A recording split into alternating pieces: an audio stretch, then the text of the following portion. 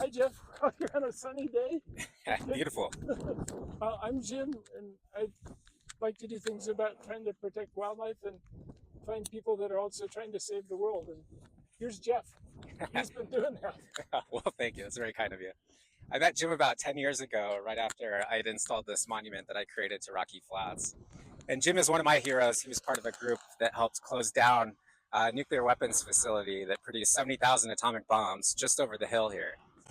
We both met, ironically, trying to prevent the opening of that site as a wildlife refuge. Not because we're against wildlife or allowing people to enjoy open space, but because it's still highly contaminated. Something a lot of people don't know about is just the production of nuclear weapons creates a ton of waste. And there was some unfortunate accidents that took place here, major fires, dumping waste into drinking water supplies. And unfortunately, a lot of the contamination that was left on the surface soil is still here. But people don't realize that we're starting to build nuclear weapons again. And so we need that same sort of momentum. We need younger people to be aware of what's going on, to know that these dangerous chemicals are still harming people, and that we don't need that. We have plenty of nuclear weapons. Ideally, we would have zero in the world, and a lot of us are working towards that. It takes everybody. It truly takes a movement, but it is possible.